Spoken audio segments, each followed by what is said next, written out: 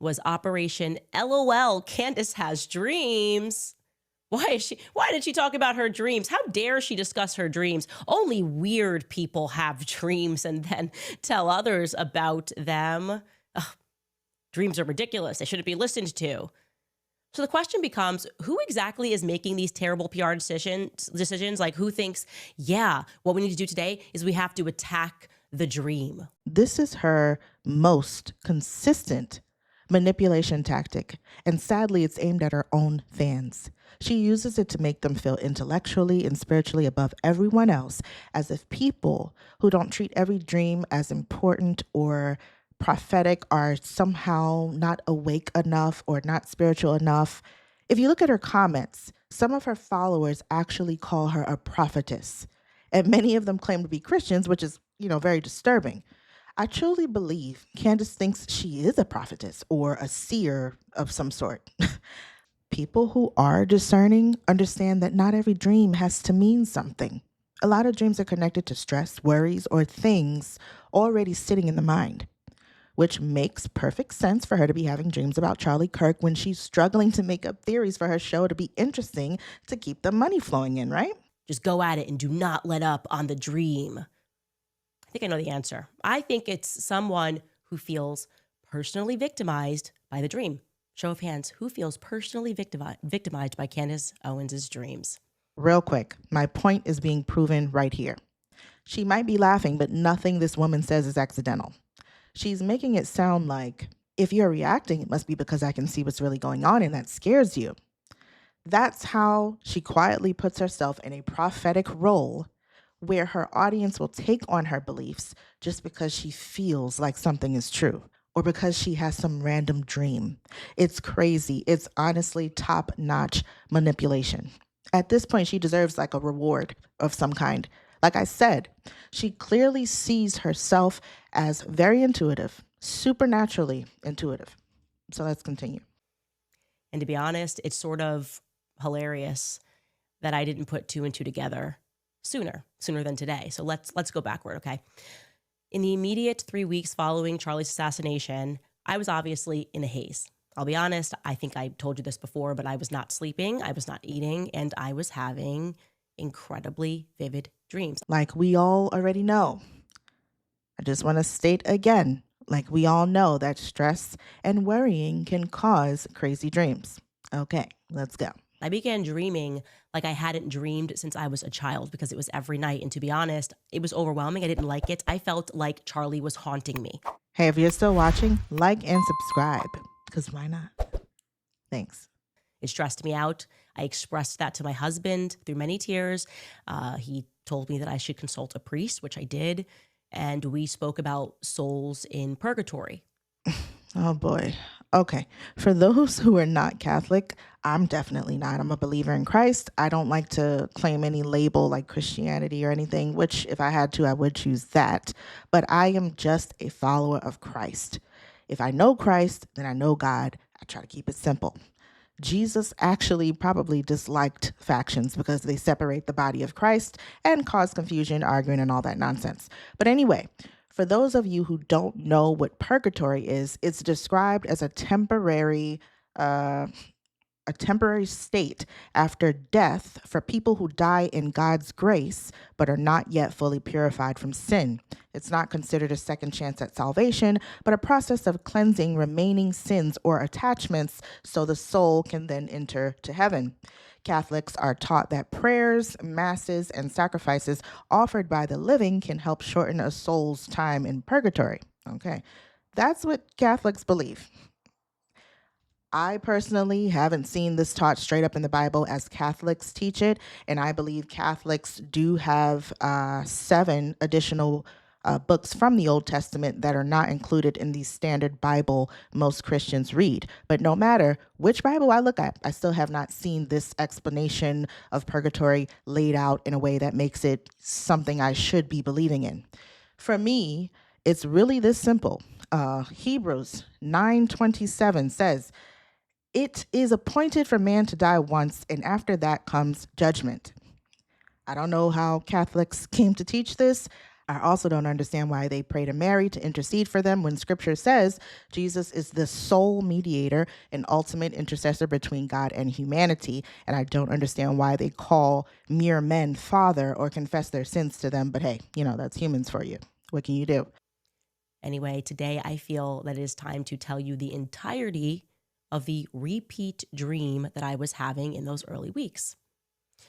It was actually a replay of an actual lunch that Charlie and I did have in the past. Back in 2018, Charlie and I went to Israel together. Okay, pause. What I would like to know, which I have not done thorough research on, although I've been seeing and hearing that all the texts that Candace shows is from 2018, and we're all wondering, or people are saying, why is she not showing more recent texts? I don't know if that's true. I have to look further into that. But if you do know, what is the latest text that she has shown between her and Charlie, please put it down in the comment and maybe give us which video to go watch and get that information from, or where on Twitter we can see that information. Thank you.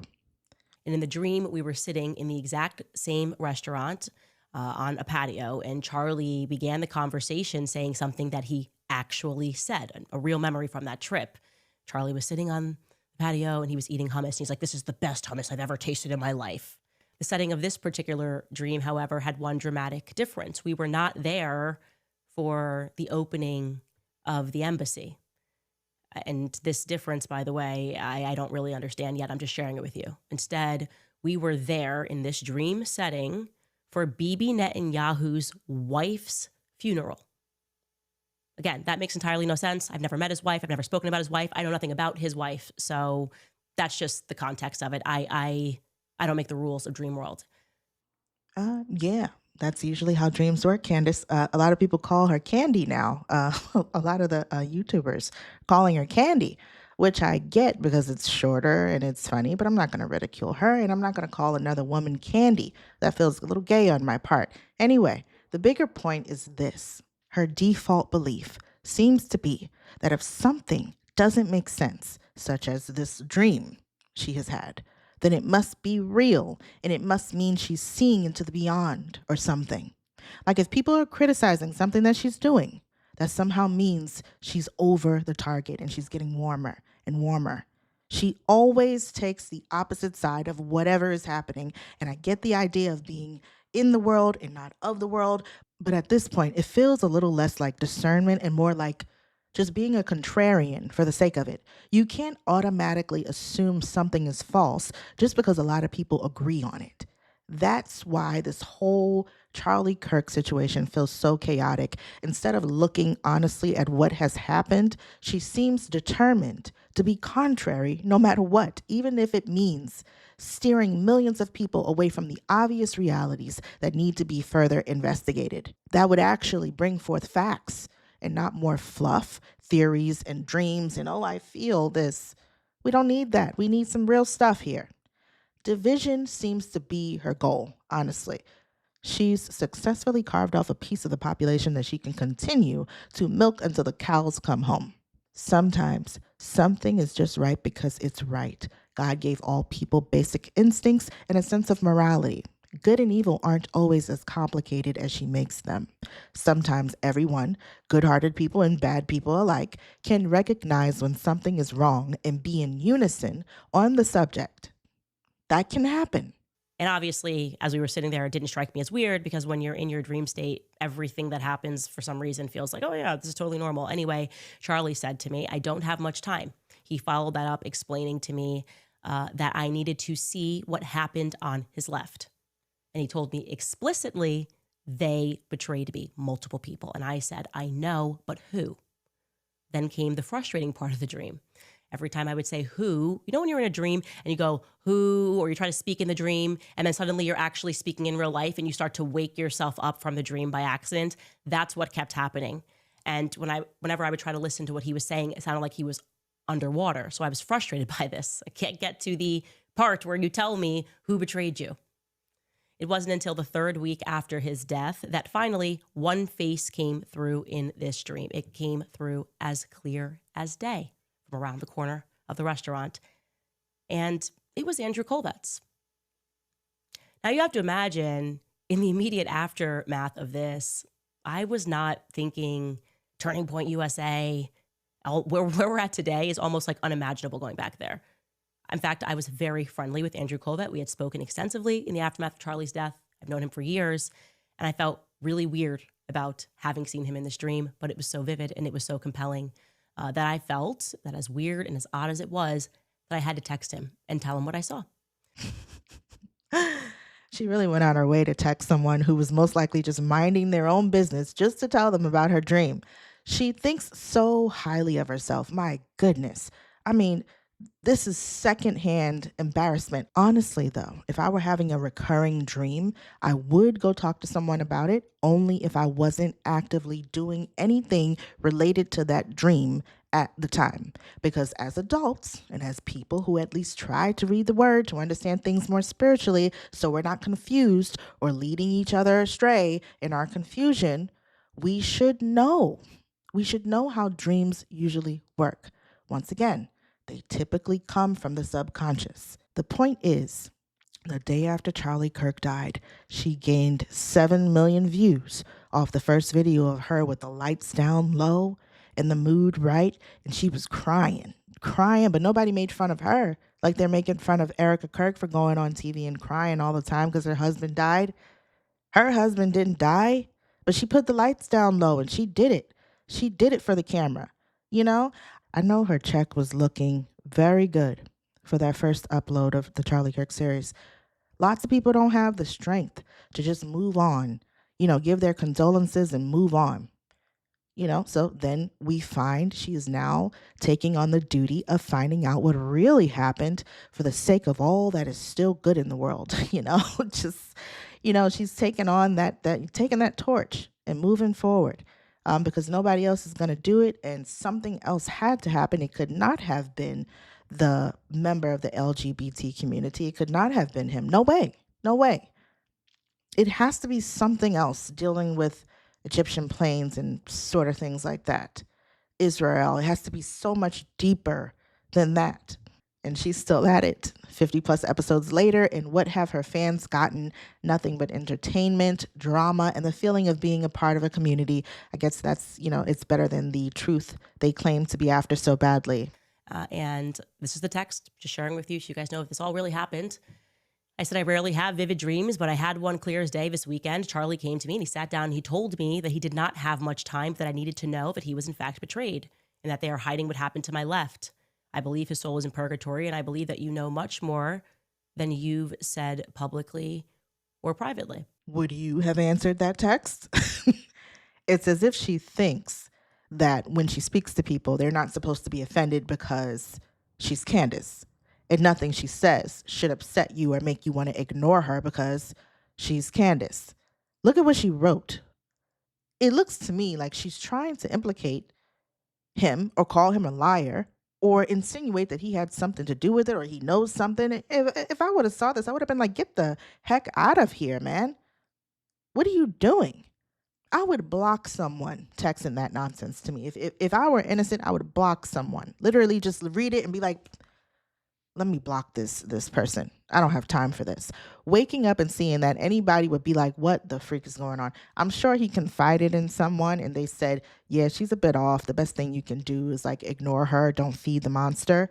That was good advice. If they did tell him that, if he did get, some advice, great advice. Just ignore her at this point. Ignore her. I've never seen someone in the public who would, in essence, have a higher standard of the way you're supposed to behave. Okay? I've never seen someone with such a lacking in self-awareness about how the way they speak to people can be off-putting and make them not even want to engage with you.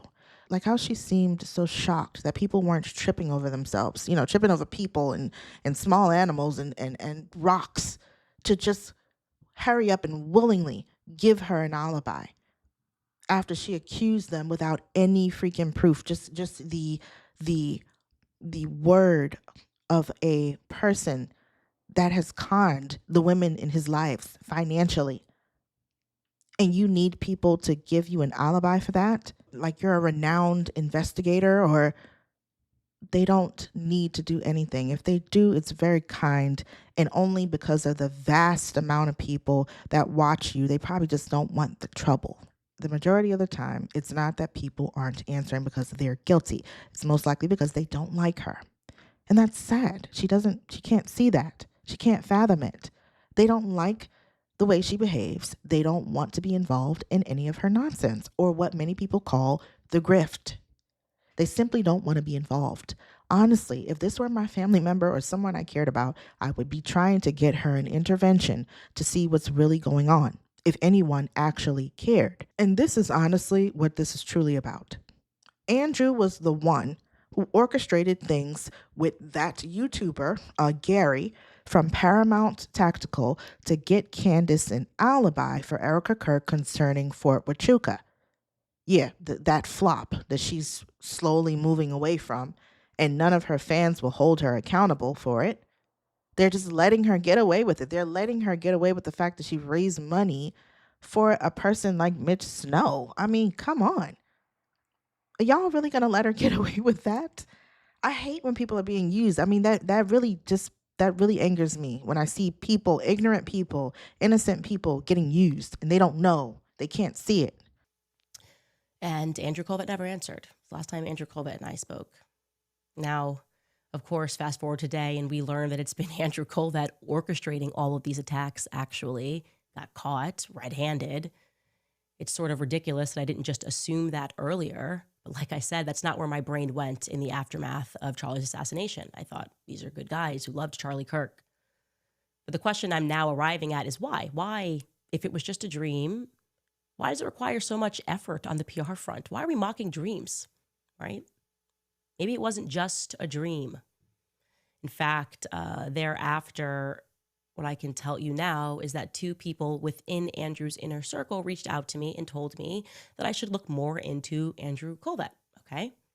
Well, she didn't like that Andrew was behind it. Like, why wouldn't TPUSA be involved with anything involving Erica? It only makes sense that they would be. What is Candace actually mad at Andrew for? So this totally comes off like Candace Owens on a vengeance spree, simply. So this build a dream was to tell her audience she's going to go after Andrew and that they should follow suit. Her evidence is the divine dream she had, and that's actually enough for her followers. That's enough for them. I hope he's ready for the mob. This is utter nonsense. That's all I got. So if you enjoyed this, please like and subscribe and help small truth channels grow. Donate even if you like. Stay safe out there. God bless, and until next time.